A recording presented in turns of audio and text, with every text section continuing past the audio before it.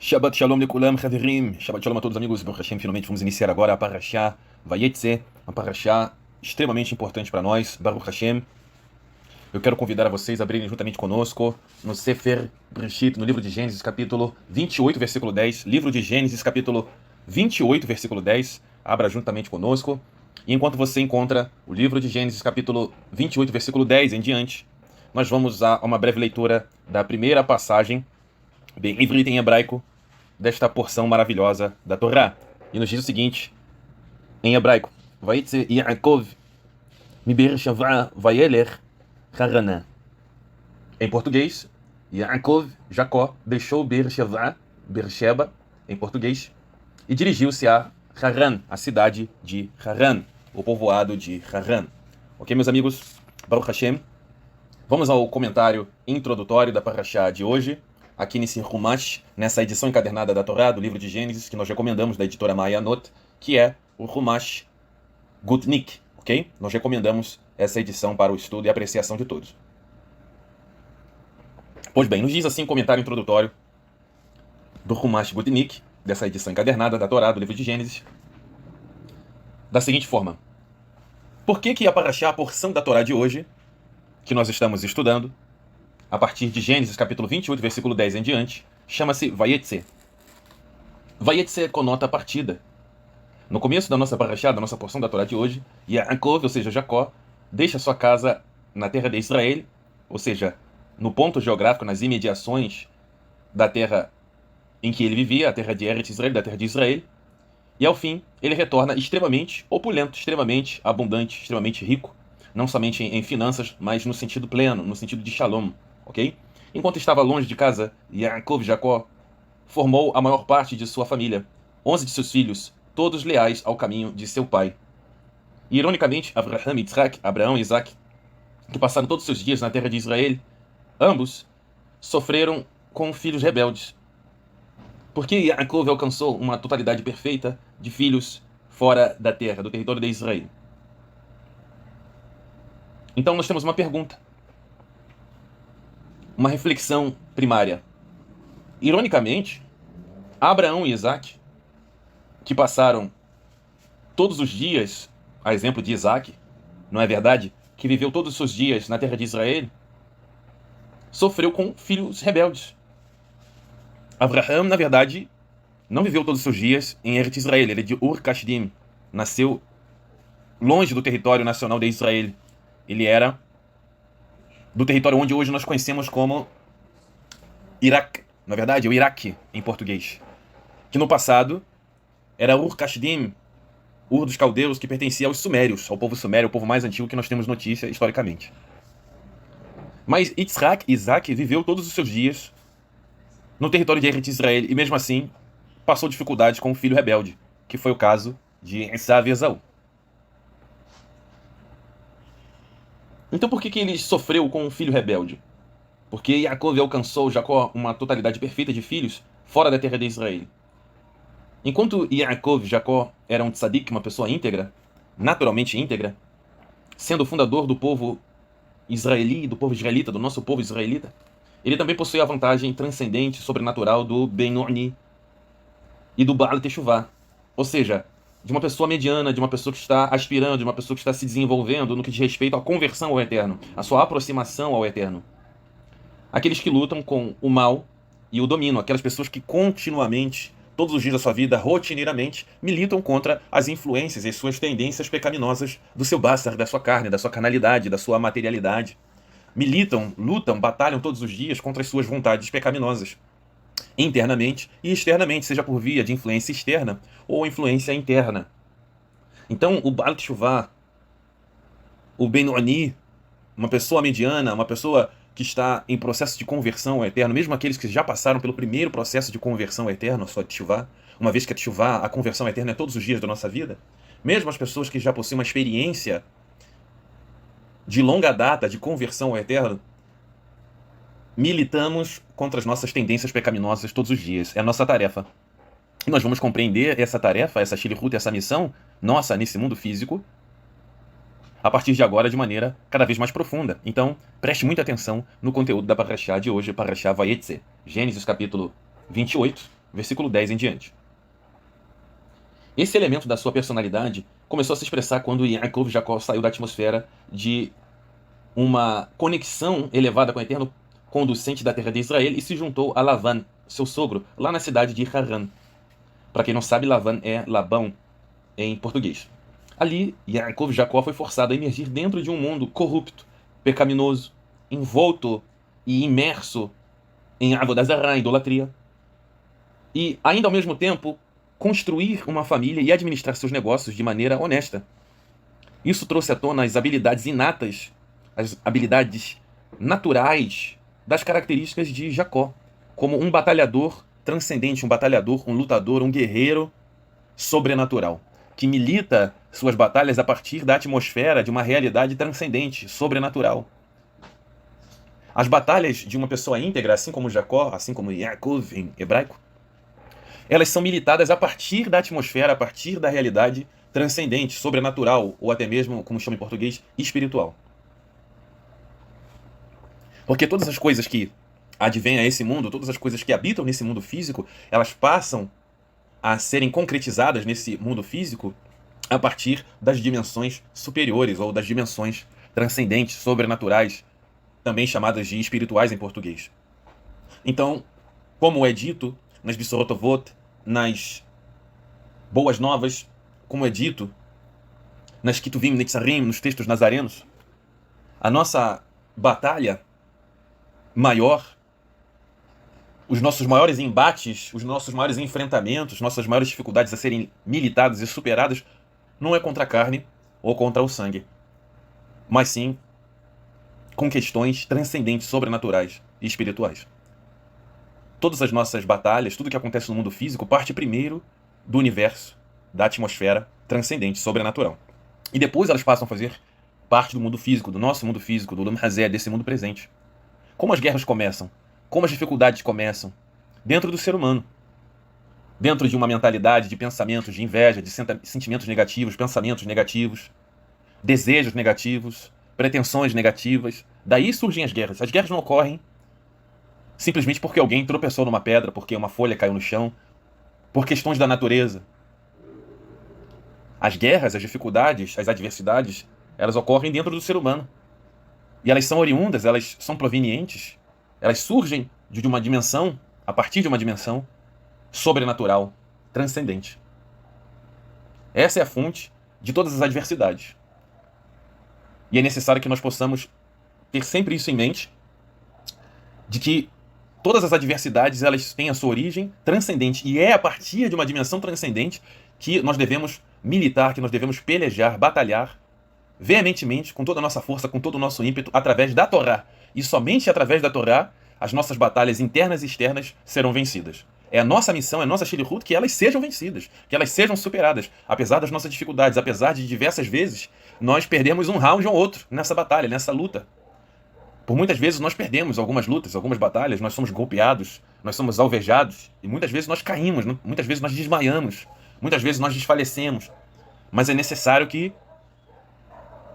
todas as vezes que nós dobrarmos os joelhos por causa de um golpe, por causa de um soco sobrenatural que nós tomamos, nós possamos levantar todas as vezes na força do Eterno. Essa é a nossa obrigação diária. Levantarmos a cada golpe que nós sofrermos. Não importa quantas vezes nós sejamos alvejados, nós devemos militar com a força do Eterno, através da Torá, sob orientação rabínica que o Eterno ordenou e outorgou ao Mashiach, Yeshua ben Yosef, para nos orientar rabinicamente como devemos compreender a Torá de fato na sua originalidade, na sua realidade literária e transcendente e sobrenatural. Ok, meus amigos? Claro, prático de entender até aqui? Então vamos prosseguir com os comentários introdutórios da nossa parashá de hoje. Então Jacó é esse homem, é essa pessoa íntegra. A sua natureza é a integridade. E o que é integridade conforme a Torá? Tzedek. Que, na maioria das ocasiões, é traduzido erroneamente como justiça. Na verdade, Tzedek, da origem à palavra Tzedaká, significa integridade. E o que é essa integridade, conforme a originalidade da Torá, do livro da lei? Integridade é a pessoa, é o indivíduo, cujo pensamento, fala e ação estão unidos como um só objeto, como uma só coisa. Pensamento, fala e ação não se contradizem. O que a pessoa pensa, o que a pessoa fala, o que a pessoa faz são as mesmas, estão unidas integralmente e elas não se contradizem. Pensamento, fala e ação numa mesma linearidade. Nenhum elemento nega o outro. O que a boca fala é justamente o que se pensa. E o que se pensa, a boca fala. E o que se pensa e o que se fala também é o que se faz. E não há contradição entre eles. Não há vergonha, não há constrangimento entre esses três elementos. Isso faz com que uma pessoa, um indivíduo, homem ou mulher, sejam ele íntegro. Uma pessoa, um indivíduo íntegro. E é isso que o Eterno exige de nós. Integridade. Uma pessoa que é reta, linear, não se desvia, seja em pensamento, seja em fala, seja em ações. Por isso, Yaakov, quando a Torá menciona quem é Jacó, qual é a sua característica, qual é a sua identidade, Jacó, Yaakov em hebraico, seu nome original, ele é chamado de Tam. Quando a Torá vai distinguir e caracterizar quem é Jacó e quem é Esaú, Esaú, seu irmão, diz que Esaú, ele era um caçador. E qual é o simbolismo de um caçador? Qual é o significado de um caçador, principalmente nos termos, no contexto da Torá? Uma pessoa que cria armadilhas. Um indivíduo cuja profissão inata é criar armadilhas para capturar e se beneficiar de sua caça. Caracterizando que o caráter de Esaú e de Esaú é alguém que é capaz de tudo para obter benefícios. Uma pessoa de caráter duvidoso. Capaz de criar armadilhas para alcançar os seus objetivos. E quem é Yaakov? A Torá novamente diz que Jacó ele era Tam, do hebraico reto, e vivia em tendas, vivia sob tendas. E o que significa viver sob tendas na Torá? Significa viver estudando. Ou seja, significa que seu hábito natural era estudar a Torá, estudar toda a tradição da Torá, da lei, que era passada até os seus dias de maneira oral. Até o tempo em que Moshe foi tornado líder do nosso povo e toda a tradição, toda a lei que era passada oralmente, tão somente oralmente, passou também a ser escrita. Então, a Torá, que era conhecida como Torá Shebi'al Peh, a lei que está sobre a boca, passou a ser conhecida como Torá Shebirtav, a Torá que está escrita. Ok? Baruch Hashem. Então, esse é Yaakov, esse é Jacó. Um rapaz, um jovem, Benoni, mediano, medíocre, que significa mediano, de estatura média no sentido de caráter, e nós vamos compreender o que significa isso no nosso estudo de hoje. Jacó, no entanto, teve a habilidade de lutar contra o mal, contra o Yetzer Hara, contra as influências do mal, contra a sua própria carnalidade. O tempo em que viveu em Haran, na cidade de Haran, onde ele combateu o mal extremo que permeava o ambiente. O local onde ele habitava também, que era a cidade de seu sogro Labão, também foi um período em que ele aprendeu como eliminar qualquer mal potencial dentro da sua própria família. Eliminar o mal dentro de si e eliminar o mal dentro da sua própria família. E assim, foi precisamente em um ambiente profano, num ambiente de avodah zará, de idolatria, que ele construiu uma família perfeita, de filhos leais, porque lutar contra o mal, à sua volta, lhe ensinou como conquistar e expelir o mal potencial dentro dele. Esse comentário está baseado em Sirat Shabbat Parashá Vayetze, que foi escrito no ano 5750, nós estamos no ano 5785. Ok? Baruch Hashem. Vamos agora para o aprofundamento da Parashá de hoje. O subtítulo da Parashá de hoje é o seguinte: não há inteligência alguma, nem conhecimento algum, nem estratégia alguma que consiga opor-se, se opor, ser contrário, ser resistente A Retson, a vontade de Hashem, a vontade de Deus. Não há inteligência alguma, nem conhecimento algum, nem estratégia alguma que consiga se opor, oferecer qualquer resistência à vontade de Hashem. Isso está em Mishlei, Provérbios, capítulo 21, versículo 30. Esse é o subtítulo da Parashá de hoje, que vai contribuir para o norteamento, para a nossa compreensão da Parashá, da porção da Torá de hoje. Mas primeiro, para que possamos compreender de fato o conteúdo profundo da Parashá de hoje, a Parashá Vayetze, nós devemos ter em mente, como em todas as outras Parashot que se passaram, como todas as outras Parashot, as outras porções da Torá que virão, nós precisamos compreender primeiro os pilares conceituais apresentados nas porções da Torá, a base interpretativa, a ferramenta interpretativa, a chave interpretativa para qualquer estudo da Bíblia, para qualquer estudo de qualquer passagem do Tanar por completo, qualquer passagem das Ketuvim Netzarim, dos textos nazarenos, que é a Hud Elohi, a majestade divina, o conhecimento da Ribonut Shel Elohim, da soberania de Deus, sem o qual, sem o conhecimento primário da Ribonut Shel Elohim, da soberania de Deus, nós não podemos compreender de forma adequada e verdadeira qualquer que seja a passagem da Bíblia, em hebraico do Tanar. É necessário para que possamos compreender a Torá e praticar a Torá corretamente e vivermos um dia a dia, uma rotina, um cotidiano de sucesso na presença de Hakadosh Baruch Hu, na presença de Deus, tenhamos continuamente o conhecimento e a prática correta da Ribonut Shel Elohim, da soberania de Deus. Todo o pano de fundo de todas as passagens do Tanar, de toda a Bíblia, é a Ribonut Shel Elohim, a soberania de Deus. Todas as passagens das Sorotovot, de todas as Ketuvim Netzarim, de todos os textos nazarenos, de todas as boas novas, é a Ribonut Shel Elohim, a soberania de Deus. Tudo que ocorre na nossa vida tem por pano de fundo, como bastidor, a Ribonut Shel Elohim, a soberania de Deus. Toda a história da nossa existência, de toda a existência, tem como pano de fundo a soberania de Deus. Então, é de suma importância o nosso conhecimento verdadeiro, concreto, da soberania de Deus. E quais são os princípios da Ribonut Shel Elohim, da soberania de Deus?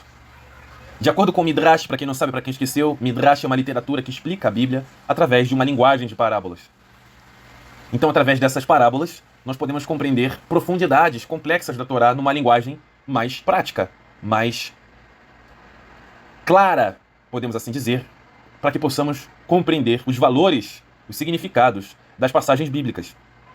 Esse é o Midrash, o livro do Midrash, o livro das parábolas, ok? Das parábolas bíblicas. E de acordo com esse livro de parábolas, o Eterno concebeu 7 conceitos, 7 ferramentas para que a nossa existência fosse viabilizada.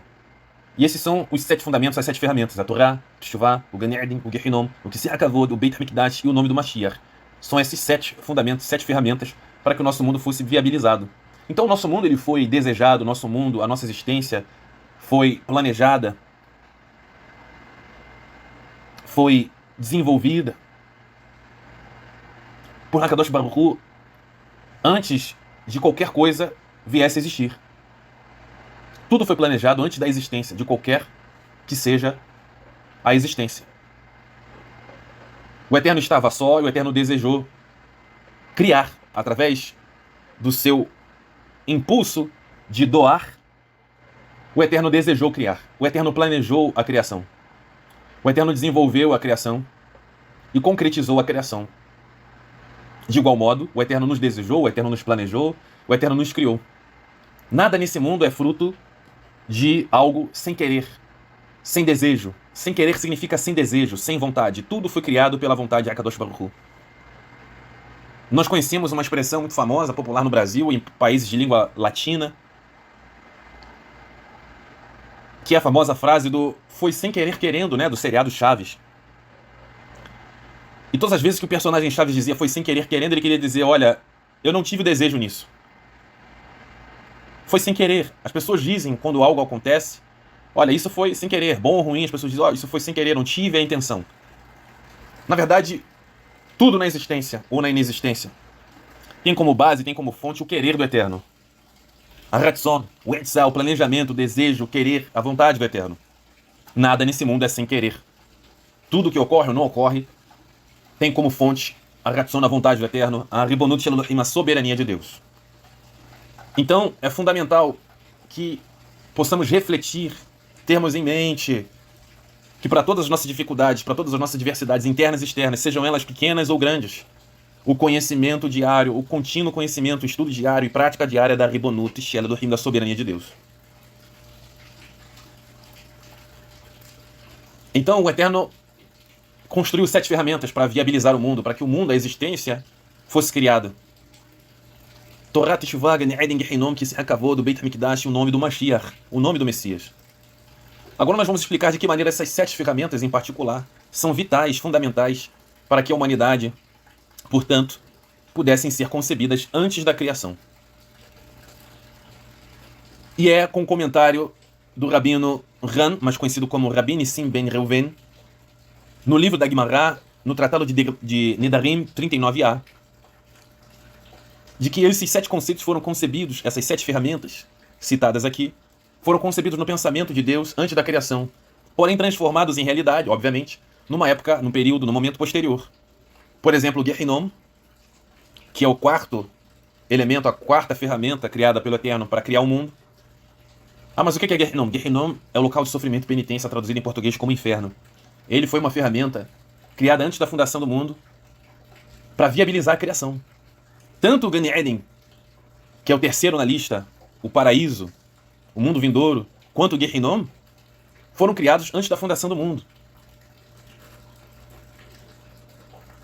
Então o Gehinom foi criado no segundo dia da criação, o Gan Eden no terceiro dia da criação.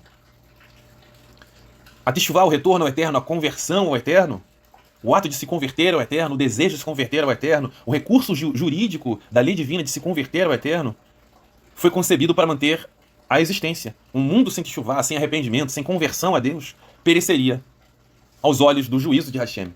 Então era vital que a ferramenta da Teshuvah, que a ferramenta da conversão a Deus, existisse antes da fundação do mundo.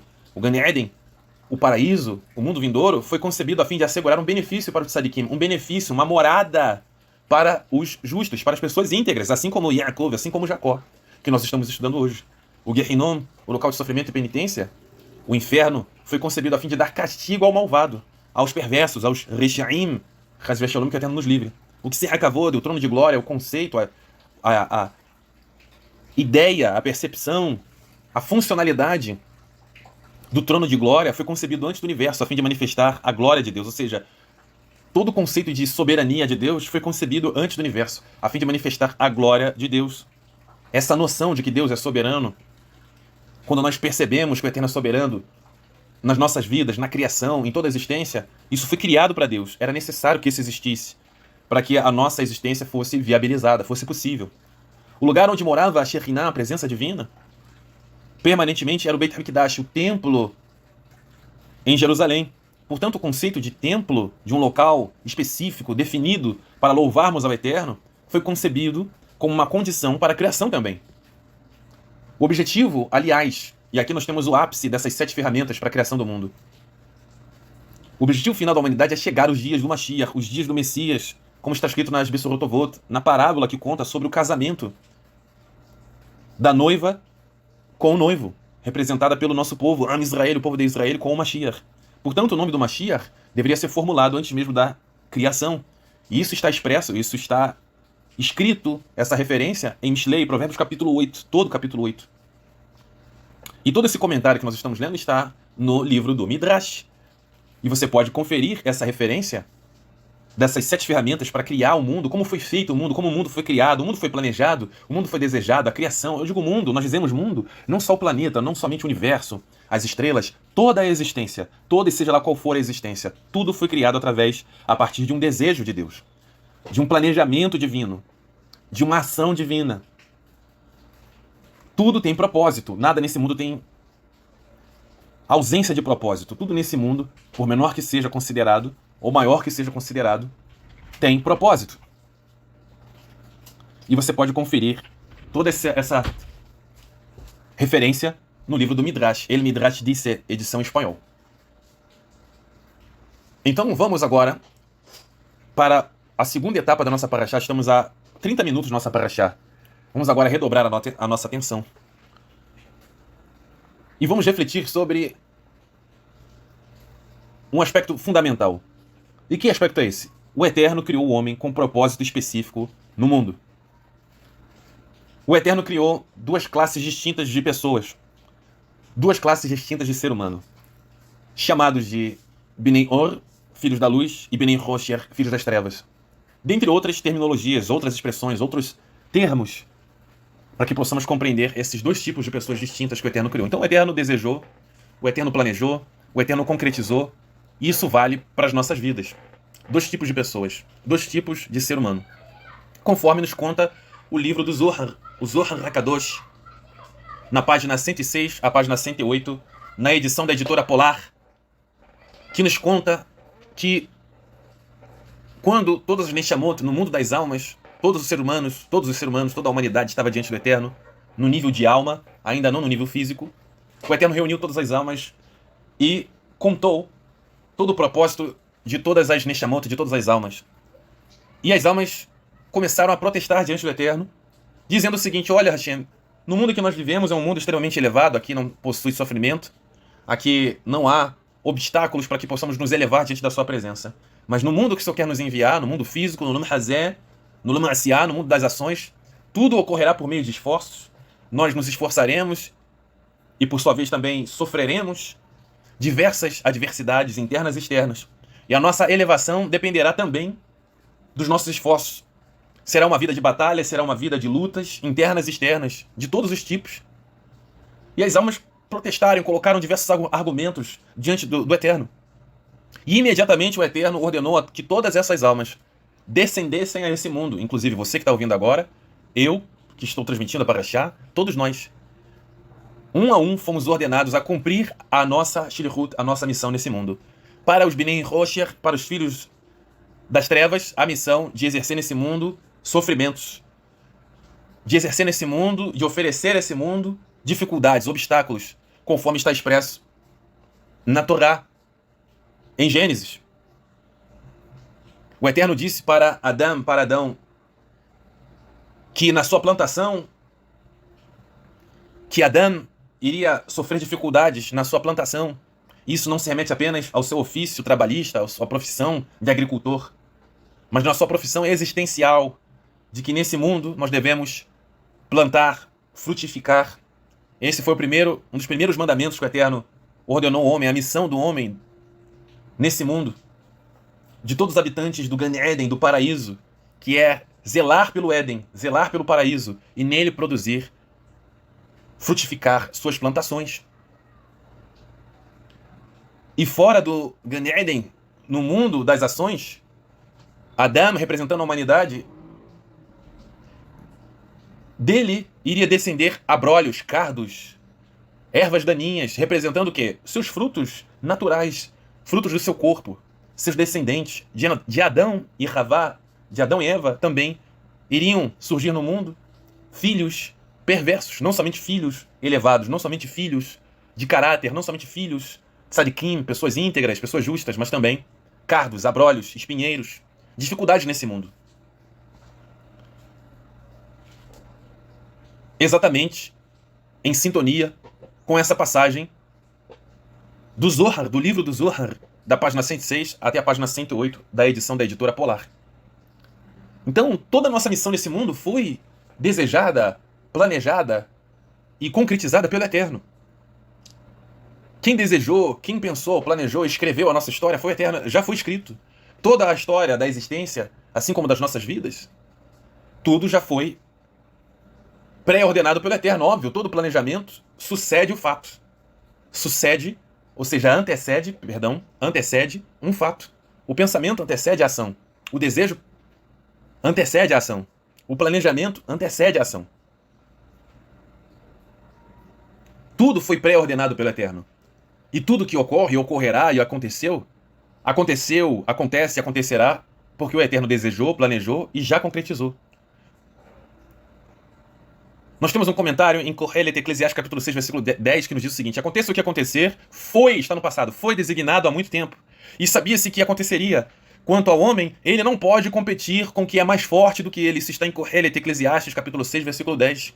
Aconteça o que acontecer, foi designado, já foi nominado há muito tempo, e sabia-se que aconteceria. Quanto ao homem, ele não pode competir com aquele que é mais forte do que ele. Não há nada que possamos contestar, resistir diante do Eterno, mediante a tudo que ele desejou, pensou e concretizou. Inclusive, Rashi, um dos maiores comentaristas da Torá, diz o seguinte: a estima e a grandeza, comentando sobre esse versículo, inclusive, sobre esse capítulo e versículo de Eclesiastes, capítulo 6, versículo 10, a estima e grandeza que ele, o homem, teve durante sua vida, seu nome já foi chamado. Ou seja, já foi e passou, já aconteceu, já passou. Ele já tinha um nome em seu ofício e agora passou. E foi dado a conhecer que ele era um homem e não Deus. Ou seja, não é ele que determina o que pensa, o que faz, o que fará, o que acontece, o que deve acontecer. Por quê? Ele é um homem, ele não é Deus. E seu fim foi que ele morreu. E ele não será capaz de lutar com o Malar da morte, o mensageiro da morte, o anjo da morte, que é mais forte do que ele, do que o ser humano. Então tudo foi desejado, planejado e já foi concretizado pelo Eterno. O Eterno já tornou concreto. Por Eterno, todas as coisas já aconteceram. Presente, passado e futuro são como um quadro estático parado diante do Eterno. Não há distinção entre presente, passado e futuro para o Eterno. O tempo e o espaço nada significam para Deus, somente para a existência, somente para nós. Não existem delimitações, qualquer que sejam, para o Eterno Criador. Conforme está em Gênesis capítulo 2, versículo 15. Assim, Hashem, o Eterno, tomou o homem e o colocou no jardim do Éden, no paraíso, para zelar por ele e nele fazer suas plantações. O Eterno deu uma missão para o homem. Estar nesse mundo, zelar por ele, ou seja, trabalhar. E produzir plantações, ou seja, frutificar. Não somente se beneficiar, mas cuidar do seu habitat natural.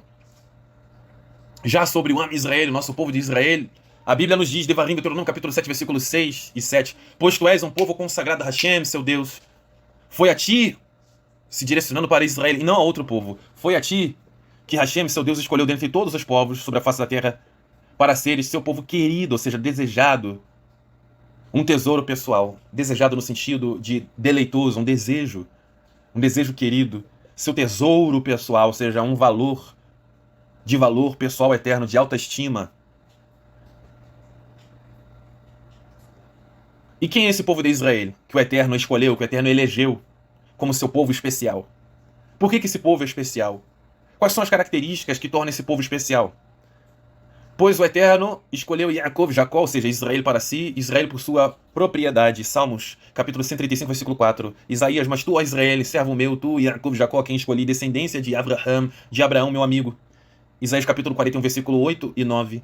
Isaías, Sefer Yeshayahu também diz, eis o meu servo a quem sustenho, o meu eleito a quem tenho toda a alegria, satisfação. Tenho nele o meu ruach, o meu alento. E ele fará justiça às nações, será íntegro diante das nações, vai ensinar, vai ser um exemplo de integridade às nações, assim como Yaakov, assim como Jacó. Quais são as características desse povo que tornam ele tão especial, estimado pelo Eterno? Por que o Eterno criou esse povo de maneira especial, com uma missão especial nesse mundo? Qual é a diferença desse povo? Será que esse povo tem uma pele diferente das demais? Será que esse povo tem um nariz, tem os órgãos diferentes dos demais, tem um cabelo diferente dos demais? Será que são as características físicas que fazem esse povo diferente dos demais? Esse povo é superior, mais elevado do que os outros, por quê? É sua condição financeira, sua condição social, sua condição étnica? É uma questão de raça? O que faz o povo de Israel ser um povo especial? Isaías 42, versículo 1 diz o seguinte: eis meu povo a quem sustenho, a quem mantenho, o meu eleito, a quem tenho toda alegria, tenho nele o meu ruach, o meu alento, ele fará integridade de nações. E aí o Rabino Paulo vai explicar exatamente o que é isso. Quais são as características especiais desse povo? Por que eles são especiais? Comenta o Rabino Paulo, o emissário. Ele diz o seguinte: e aos que predestinou, ou seja, que previamente destinou, ele escreveu um caminho, preparou uma vida, uma trajetória, uma jornada para eles. E que jornada é essa? Que foi escrita antes da fundação do mundo, predestinou, predestinado. Aos que predestinou, esses também chamou. E aos que chamou, Kiriá em hebraico, a esses igualmente justificou, tornou eles íntegros. Então, tanto a obra de chamar quanto a obra de tornar íntegros veio do Eterno, não é nossa. Antes da fundação do mundo, antes da nossa existência, o Eterno foi que imputou em nós. O Eterno nos tornou, antes que nós viéssemos a existir, a sermos justificados, a sermos tornados íntegros. Isso foi uma obra do Eterno, não é obra nossa. Nós não podemos nos vangloriar. E aos que tornou íntegros, a esses também glorificou. A nossa glorificação, a nossa elevação, as nossas características. Tudo foi feito pela vontade, pelo planejamento, pelo desejo de Deus, pela ação divina. Isso está na carta que o Rabino Paulo enviou à comunidade judaica em Roma, capítulo 8, versículo 30. Carta aos Romanos, capítulo 8, versículo 30. E também o rabino Paulo, o emissário, disse ao seu discípulo Timóteos, 2 Timóteo, a segunda carta enviada para Timóteo, capítulo 2, versículo 19 em diante, diz: contudo, o firme fundamento de Deus permanece inabalável e autenticado com esse selo. Que selo é esse? O Eterno conhece, é íntimo dos seus, e aparta-se da injustiça todo aquele que professa o nome do Eterno. Numa grande casa, Aquilim, há vasos, recipientes, em hebraico, né? Em português significa recipientes, vasos. Não somente de ouro e prata, mas também de madeira e barro. Alguns para nobres finalidades, outra para as finalidades desonrosas, para objetivos desonrosos, vergonhosos. Se alguém se purificar desses pecados, será um vaso de honra, especificado, definido, distinguido, útil para o Eterno e preparado para todo bom serviço. Então, nós estamos observando aqui, dentro da nossa linearidade do estudo da Parashá de hoje, que existem dois tipos de pessoas, chamados de filhos da luz e filhos das trevas, mas também chamados de vasos de honra e vasos de desonra. Dois tipos de pessoas. Uns para uma utilidade honrosa, uso honroso, e outros vasos, outros recipientes, outros utensílios usados para coisas vergonhosas. E essa questão de vaso de honra, vaso de desonra, é uma referência aos vasos, aos recipientes, aos utensílios do Mishkan e do Beit HaMikdash, do tabernáculo e do templo de Jerusalém. Para recipientes que eram usados para coisas honrosas, para coisas elevadas, e outros recipientes que eram usados para coisas desonrosas.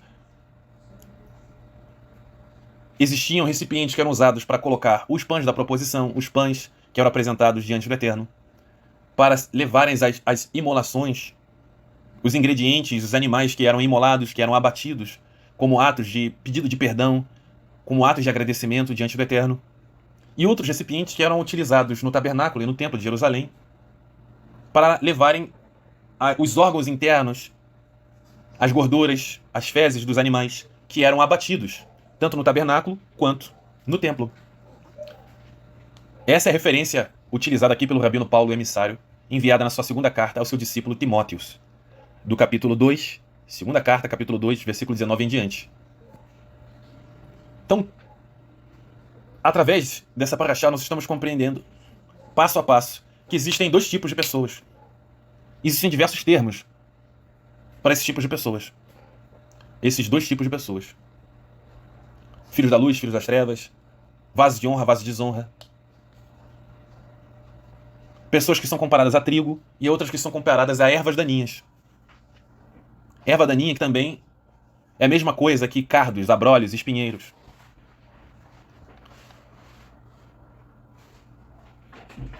E não há nada que nós possamos fazer. Porque o Eterno conhece a todos nós, o Eterno criou a todos nós. Tudo foi planejado. Então, o rumo do nosso dia a dia, da nossa rotina, o nosso dia a dia, é determinado, já foi pré-determinado pela vontade do Eterno, de Akadosh Baruch Hu. O nosso passado, o nosso presente, o nosso futuro, tudo que nós éramos e tínhamos, tudo que nós somos e temos, tudo que seremos e teremos, pertence a Akadosh Baruch Hu, pertence ao Eterno. Nada está sob o nosso controle, sob a nossa autoridade. Tudo está, na verdade, sob a autoridade do Eterno. Tudo já foi pré-determinado pela vontade de Akadosh Baruch Hu, do Eterno bendito seja. E nós vamos compreender isso ainda mais profundamente a partir de agora. Esse é o terceiro passo do nosso estudo, da nossa Parashá. Então preste atenção, triplique a sua atenção agora, nesse momento da Parashá, porque nós vamos compreender a Parashá de maneira ainda mais profunda, de maneira mais clara, a partir de agora.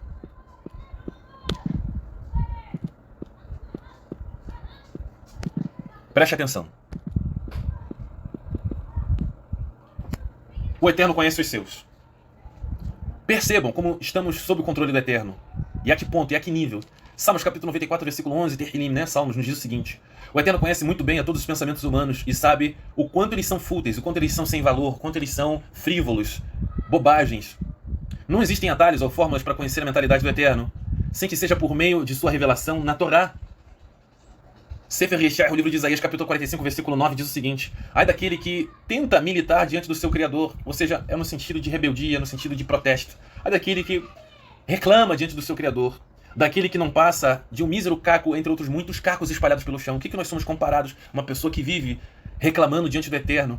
Puxa, mas as coisas não acontecem como eu quero, as coisas não acontecem como eu penso, as coisas não acontecem como eu desejo, as coisas não acontecem como eu tento. fazer conforme a vontade, a minha maneira, os meus achismos. O Eterno compara essa pessoa como alguém que não passa de um mísero caco entre muitos cacos espalhados pelo chão.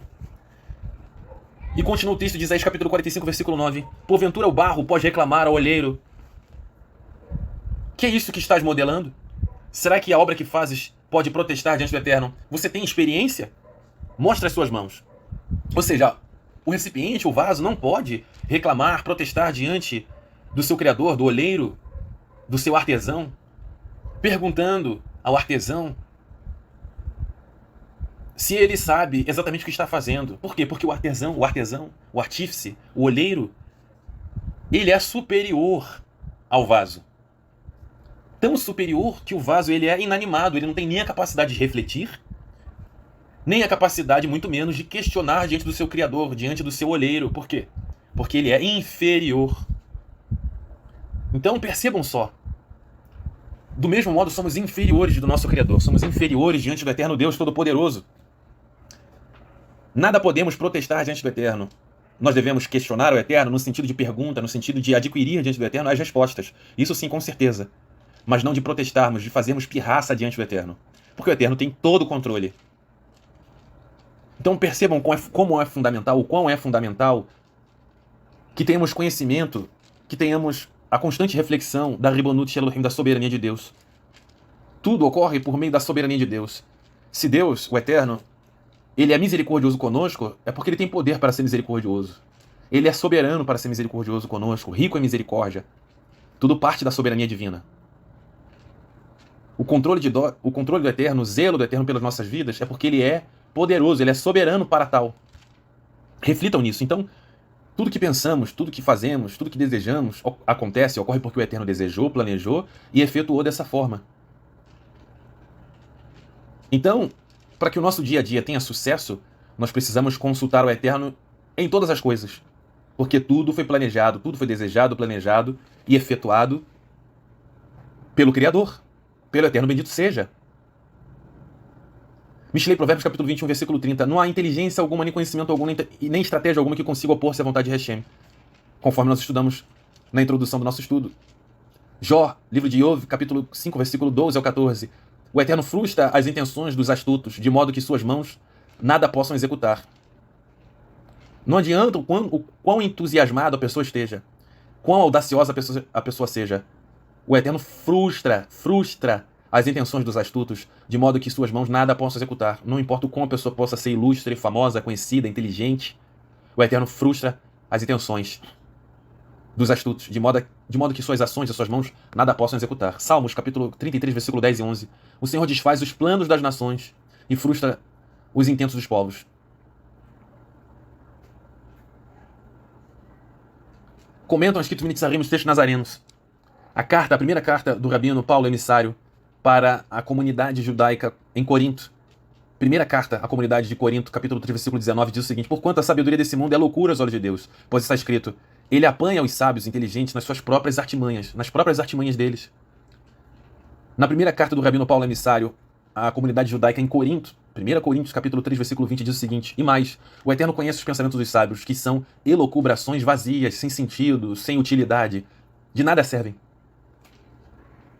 Então quem pode contestar o Eterno, discordar do seu planejamento, quem pode oferecer qualquer tipo de resistência ao Eterno, uma vez que ele já desejou tudo, ele escreveu tudo, ele já concretizou todas as coisas debaixo do céu. E ele anunciou tudo antes da fundação do mundo. Jó, capítulo 9, versículo 32. De fato, o Eterno não é um ser humano como eu, para que me seja possível rebater, para que eu possa rebater os seus argumentos e nos enfrentemos em juízo. No mesmo livro de Iov, Jó, capítulo 7, versículo 7. Lembra-te, ó Deus, que a minha vida não representa mais do que um sopro. Meus olhos jamais tornarão a contemplar a felicidade. Salmos capítulo 33, versículo 10, diz o seguinte: o Senhor desfaz os planos das nações e frustra os seus intentos dos povos. Versículo 11, mas os planos do Senhor permanecem para sempre, os projetos mais íntimos do Eterno por todas as gerações. Feliz a nação cujo Deus é o Eterno, Deus de Israel, o povo que ele escolheu para lhe pertencer. Ainda em Terrilim, Salmos capítulo 92, versículo 5, diz o seguinte: quão maravilhosas são as suas obras, ó Eterno, e insondáveis os teus desígnios. Salmos, capítulo 139, versículo 17. Ó Deus, como são complexos e preciosos para mim os teus pensamentos. Quão vastos e profundos os teus conhecimentos. Ainda em Salmos capítulo 39, versículo 5, eis que fizeste meus dias da largura de palmos, e a duração da minha vida é quase nada diante de ti, e todo ser humano, seja quem for, não passa de um breve sopro. Salmos capítulo 78, versículo 39, recordando-se de que eram seres frágeis e meros mortais, brisas passageiras que não retornam. Ainda em Salmos capítulo 102, versículo 3, diz o seguinte: pois meus dias esvaíram-se como fumaça, os ossos ardem como braseiro. Ainda em Salmos, o homem é semelhante a um sopro, seus dias como a sombra que passa. Salmos capítulo 144, versículo 4. Provérbios diz, em capítulo 27, versículo 1, não te felicites pelo dia de amanhã, pois não sabes o que o hoje vai gerar. E Isaías, capítulo 2, versículo 22, diz o seguinte: sendo assim, desisti de acreditar no ser humano, cuja vida não passa de um sopro em suas narinas. Afinal, de que valor o homem tem? Ainda em Isaías capítulo 10, versículo 15. Por acaso se exalta o machado contra aquele que o empunha? Porventura se vangloria a serra contra aquele que a maneja? Como se o bastão, a vara, pudesse manejar aquele que o empunha e usa, como se uma vara pudesse erguer algo muito maior, que não é semelhante a si. Ou seja, pode o machado pelejar, pode o machado questionar, pode o machado protestar contra o lenhador? Por acaso o serrote pode protestar, pode reclamar contra o serralheiro?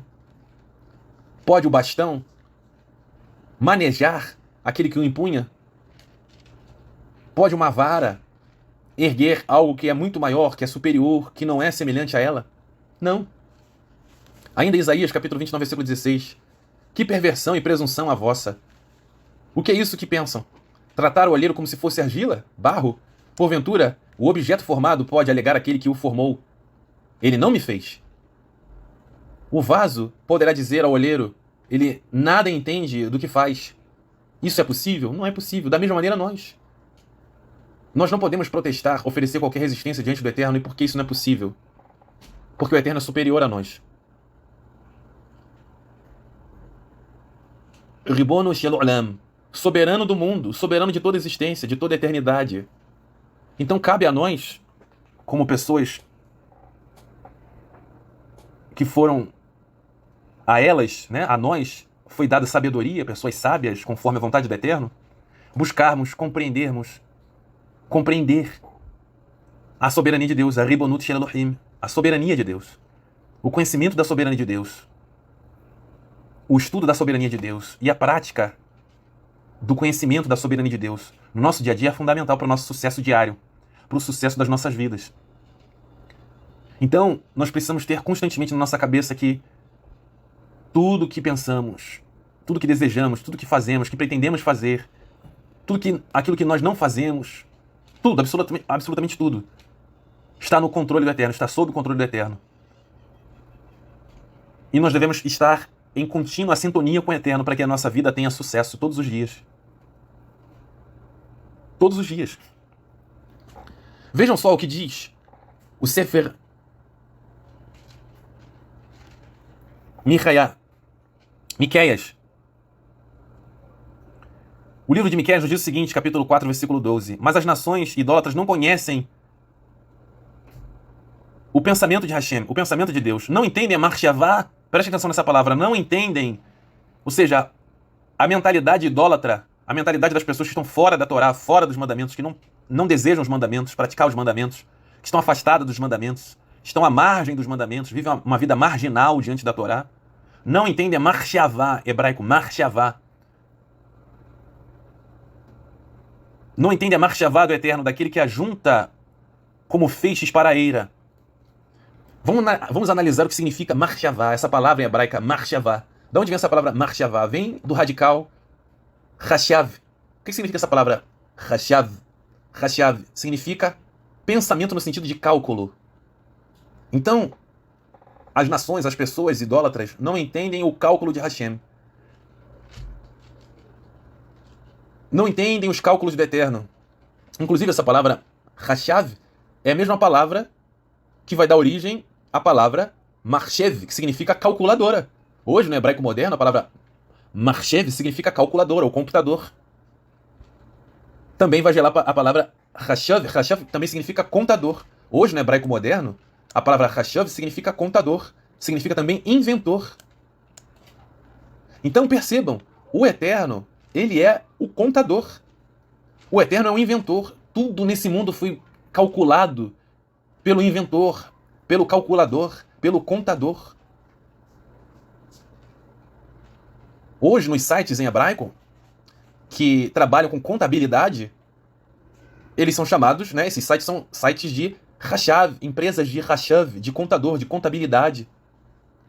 Tudo nesse mundo foi friamente calculado pelo contador, pelo inventor, pela mente inefável, insondável do Eterno. Então essas informações são as informações principais que devem nortear o nosso dia a dia, o dia a dia dos Bahirim, dos eleitos do Eterno. Estamos agora na quarta e última parte da nossa Parashá. 1 hora da nossa Parashá. Assim como estavam presentes também, constantemente, no desenvolvimento, na maturidade da mente de Jacó, de Yaakov. Como podemos averiguar na Torá, no comentário do Midrash, na página 235, aliás, na página 237 do livro do Midrash, onde Yaakov, Jacó, sabe previamente que terá 12 filhos durante sua jornada na casa de Labão, seu sogro Labão. Jacó elevava, ele amadurecia, ele se desenvolvia a sua consciência o tempo todo diante do Eterno. Ele sabia o quão era imprescindível estar conectado, em sintonia com a sua shlichut, a sua missão no mundo, para que o objetivo fosse alcançado.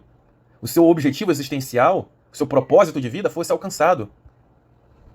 Mesmo diante de um malach, mesmo diante de um mensageiro, de um anjo, Jacó não abandonou a sua missão. Ele não negociou sequer um mínimo aspecto da sua missão. Ele não trocou nenhum mínimo ponto da sua missão nesse mundo. Conforme Gênesis capítulo 32, versículo 22 ao 32, ele lutou contra o mensageiro de Edom, contra o mensageiro de Esaú, que era um Shindalet, um mensageiro de idolatria, um mensageiro danificador, uma criatura danificadora, um ser danificador. Gênesis capítulo 33, versículo 1 ao 8. Conforme também Gênesis capítulo 35, do versículo 1 ao 4, quando ele abandona o abandono de toda a Avodah Zará. Então, nessa Parashá de Vayetze, aprendemos que o Eterno está sob controle absoluto. O Eterno está no controle absoluto de todas as coisas, inclusive daquelas que o homem natural considera de menor importância ou sem relevância. O dever de todos nós eleitos é estarmos intimamente conectados com a Torá e executarmos os seus desígnios, obedecermos os mandamentos em todas as áreas da nossa vida, não se limitando a alguns aspectos em detrimento dos outros. Ah, esse mandamento eu faço, aquele outro mandamento eu não faço, conforme eu quero, conforme eu penso, conforme eu desejo. Não. Nós devemos cumprir a Torá, os mandamentos conforme o Eterno nos ordenou. Quem devemos ser, o que devemos fazer durante a nossa jornada nesse mundo físico, deve ser sempre conforme está estabelecido na Torá e não conforme os nossos próprios pensamentos. Sobre isso, também comenta os textos nazarenos. O Rabino Paulo, o emissário, comenta o seguinte, em Romanos capítulo 11, versículo 36. Portanto, dele, ou seja, o eterno Deus, portanto dele, por ele, para ele são todas as coisas. Tudo converge, tudo está orbitando em torno do Eterno, e não em torno do nosso umbigo. As coisas não são como a gente pensa, como a gente quer, como a gente deseja, conforme a nossa carnalidade. As coisas existem e existem para o Eterno. Foi criado por ele. Essas coisas são para ele. A ele seja a glória perpetuamente. Amém. Romanos capítulo 11, versículo 36.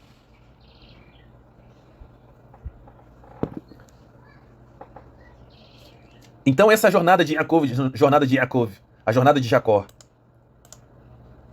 ele era um homem mediano, ele era um rapaz medíocre, um rapaz que estudava a Torá no seu sentido teórico, mas ele precisava passar por todas as adversidades que o Eterno escreveu para ele antes da fundação do mundo, para que ele pudesse concretizar todo o valor, todas as características psicológicas, emocionais, comportamentais, físicas que o Eterno escreveu para ele.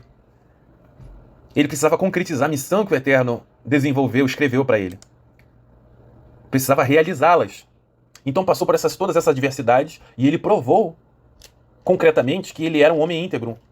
Ele precisava passar por todas essas adversidades, por todas essas batalhas. E Jacó superou todas elas. Todas as corrupções que ele estava envolto, que o cercavam, ele superou todas essas adversidades.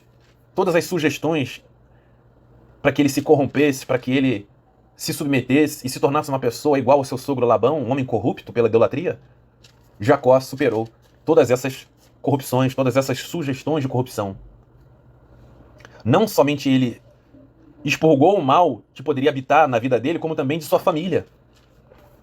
Jacó lutou para que nenhum tipo de idolatria vivesse na sua casa, nenhum tipo de idolatria prosperasse na sua vida e nos seus familiares.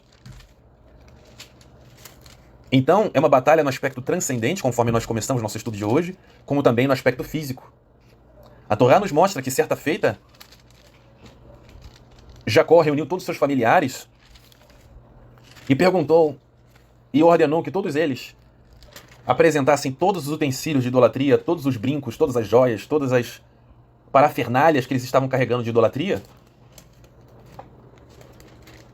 e enterrassem todas as idolatrias e eliminassem todas as idolatrias que estavam ali convivendo com a família, para que eles pudessem obter do eterno shalom, plenitude, sucesso durante a sua jornada nesse mundo. Então precisamos estar atentos com isso. Tudo isso é oriundo da onde? Do conhecimento pleno da Ribonut Shel Elohim, da soberania de Deus. Vamos agora para uma breve leitura em Lucas capítulo 14, versículo 28 ao 30, que nos diz o seguinte: suponham que um de vocês queira construir uma torre. Não se sentará e avaliará o custo para ver se tem capital suficiente para completá-la? Se não fizer, quando tiver lançado o alicerce e não for capaz de terminá-la, todos os que a virem caçoarão de vocês, vai zombar de você, dizendo: esse homem que começou a construir, mas não pôde terminar. Ou seja, tudo parte de um planejamento. Se até nas nossas vidas nós podemos perceber isso, na nossa vida material, que sem planejamento, sem uma avaliação, um cálculo prévio, os fatos seguintes serão desastrosos, serão vergonhosos. Então, uma pessoa sábia planeja, calcula tudo de modo preciso para que possa obter sucesso. Quanto mais o Eterno, que planejou, calculou todas as coisas e por isso tudo dá certo. Porque o Eterno é soberano. Ribono Shel Elohim. E precisamos estar conectados com esse entendimento o tempo inteiro, para todas as nossas tarefas do dia, para todos os nossos empreendimentos do dia a dia, em todas as nossas envolvimentos, em tudo aquilo que nós nos envolvemos. Tudo deve ser perguntado. Nós devemos perguntar e consultar o Eterno para tudo. Tudo está no controle do Eterno. Até que ponto nós devemos perguntar ao Eterno e obter do Eterno respostas? Até que ponto tudo está realmente sob o controle do Eterno? Para a surpresa de muitos, até mesmo os laços matrimoniais são predestinados pelo Eterno, bendito seja, Hakadosh Baruch Hu. Casais, os casamentos, marido e mulher, são predestinados pelo Eterno. Conforme está escrito no livro do Midrash, na edição em espanhol, ele Midrash disse, da página 242 até a página 244. Aonde nos conta uma história muito interessante. Uma nobre romana, uma mulher romana que era nobre, conhecida no universo romano como matrona, né? O que é uma matrona? É uma mulher já de idade, né? Uma mulher madura, uma mulher que é muito benquista na sociedade, uma mulher que tem uma posição social nobre, ok? É chamada de matrona, ok? Entre os romanos era chamada de matrona. Então, certa vez, uma mulher matrona perguntou ao rabino Yosei Bar Halafta. Essa mulher nobre perguntou ao rabino Yosei Bar Halafta: o que Deus está fazendo exatamente agora que o mundo foi criado? O que Deus faz agora que o mundo foi criado? Foi dito a ela que Deus arranja casamentos e ajusta a posição econômica das pessoas. Conforme está escrito: a filha de fulana, a filho de fulano para fulano, no caso de uma viúva ou divorciada. A pessoa de fulano para fulano. A propriedade de fulano para fulano. Conforme está escrito no Midrash Rabbah sobre a Parashá Vaitzei, capítulo 68, versículo 4. Ou seja, tudo que existe, até na menor das coisas, das maiores às menores, tudo está sob controle absoluto do Eterno. Não existe nada nesse mundo que esteja fora do controle, do alcance do controle do Eterno. Aí essa nobre, essa matrona, essa mulher nobre, zombou dessa ideia e tentou provar o rabino Yosei Bar Halafta que ele estava errado. Então diz o Talmud o seguinte, para a gente finalizar o nosso estudo de hoje. O rabino Yehudá Bar Shimon começou: Deus estabelece os indivíduos em um lar. É Deus que estabelece uma pessoa dentro do seu lar, da sua família. É o Eterno que decide quem serão seus familiares. É o Eterno que decide quem será a nossa família. Deus estabelece os indivíduos em um lar. Isso está onde? Terlim, Salmos, capítulo 68, versículo 7. Então essa nobre perguntou ao Rabino Yosei bar Halafta, conforme nós lemos aqui e estudamos: em quantos dias, o Eterno bendito seja, ele criou o mundo? Aí o Rabino respondeu.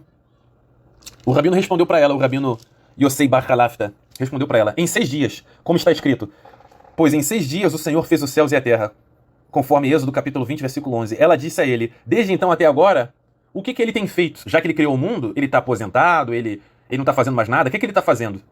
Aí o Rabino Yosei bar Halafta respondeu para ela: ele está sentado e casando a filha de fulano para fulano, a esposa de fulano, a propriedade de fulano para fulano. Ela disse para ele: essa é a vocação dele? Eu também posso fazer isso. É isso que Deus fica fazendo o tempo todo? Então eu posso fazer isso também. Tenho vários escravos e várias servas e posso fazer casamentos entre eles em um único momento. Rapidinho eu posso fazer isso no estalar de dedos. Ele disse a ela: se parece simples aos seus olhos, diante do Eterno bendito seja, isso é tão difícil, complexo, no sentido de complexo, são vários detalhes, quanto a divisão do Mar Vermelho. Ou seja, unir pessoas é tão complexo, não no sentido de dificuldade, porque para Deus não há dificuldade, ou seja, mas isso tem tantos detalhes, tem tantos nuances, quanto dividir o Mar Vermelho. E aliás, o Mar Vermelho não foi dividido em 2 partes. O Mar Vermelho foi dividido em 12 partes, para cada tribo do povo de Israel passar. Então o Rabino Yosei bar Halafta seguiu o seu caminho. O que ela fez? Ela fez o seguinte: ela pegou 1000 escravos e 1000 servas e os colocou em várias filas. Ela disse a fulano se casará com tal mulher, e tal mulher se casará com tal homem. Ela fez casamentos entre eles em uma noite, e no dia seguinte eles foram até ela. Sua cabeça estava ferida, e esse, seu olho estava arrancado. O outro, a sua perna estava quebrada. Ela perguntou a eles: o que vocês querem? Aí um disse: eu não quero aquele. A outra pessoa disse: eu não quero esse. Imediatamente ela mandou trazer o Rabino Yosei bar Halafta, que ela zombou. Ela disse a ele: não há Deus como seu Deus. Sua Torá é verdadeira. E ela é louvável. Você falou bem, o Rabino respondeu para ela. Você está certa. Não foi isso o que eu disse para você? Eu não te avisei? Se parece simples aos seus olhos diante do Eterno, bendito seja Ele, é tão complexo, tem tantos detalhes quanto a separação do Mar Vermelho. Eu te disse isso.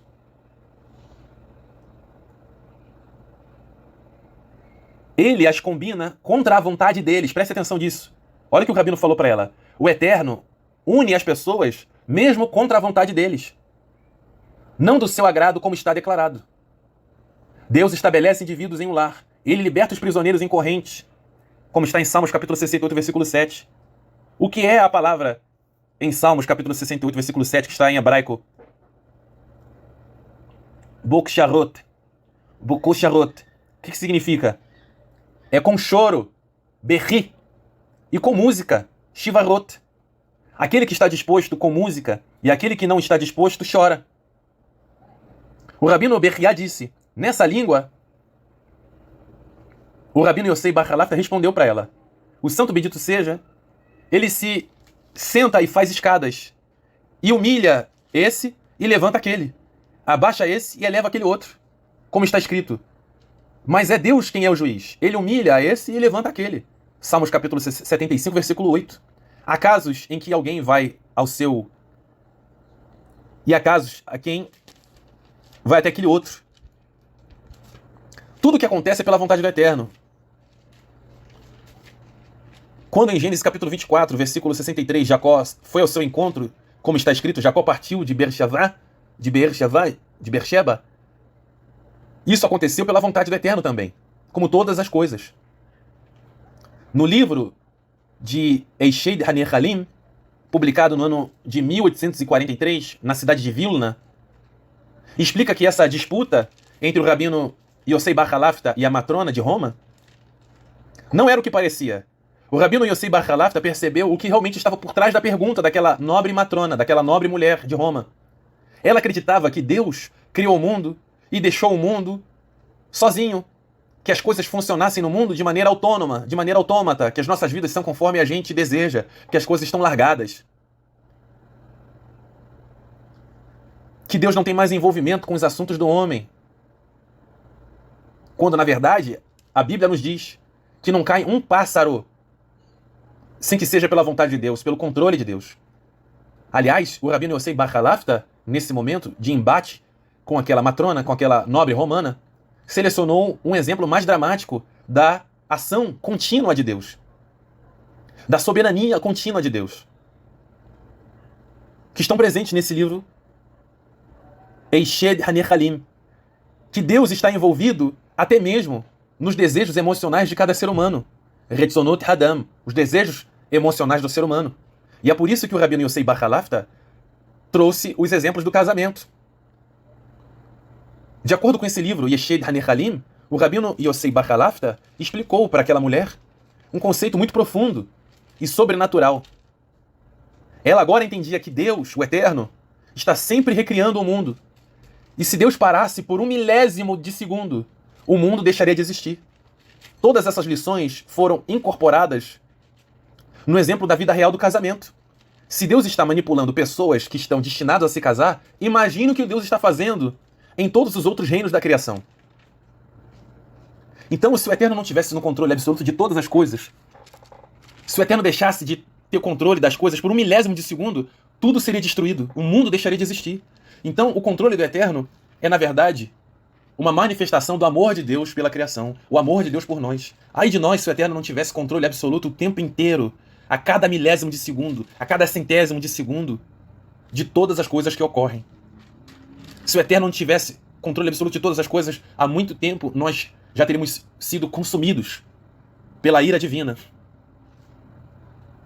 Ai de nós, se não fosse a soberania de Deus, a Rebonut Shel Elohim, o tempo inteiro nas nossas vidas. Por isso nós devemos consultar o Eterno, por isso nós devemos buscar de Deus, buscar em Deus o conhecimento de que Ele é soberano, de que a vontade dEle é soberana, sobre as nossas vidas, sobre todas as nossas coisas. Cabe a nós consultarmos ao Eterno o que nós devemos pensar, o que nós devemos desejar, o que nós vamos fazer hoje, o que nós vamos fazer amanhã, com quem casar, aonde trabalhar, qual será a nossa profissão, com quem nós devemos formalizar a amizade, qual deve ser o nosso empreendimento, a nossa atitude diária, o nosso comportamento diário. Esse é o conhecimento da Ribonut Shel Elohim, assim como Jacó.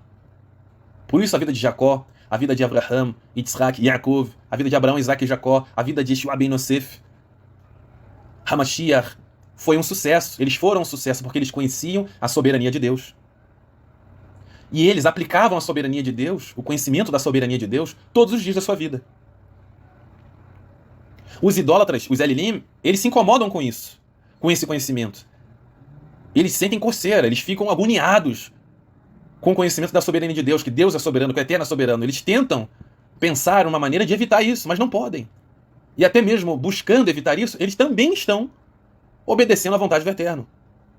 Eles estão concretizando na vida deles, com essas atitudes, com esses pensamentos negativos, estão concretizando tudo aquilo que o Eterno predeterminou para a vida deles. E para finalizar, nós temos, nas Ketuvim Nitzarim, nos textos nazarenos, o seguinte.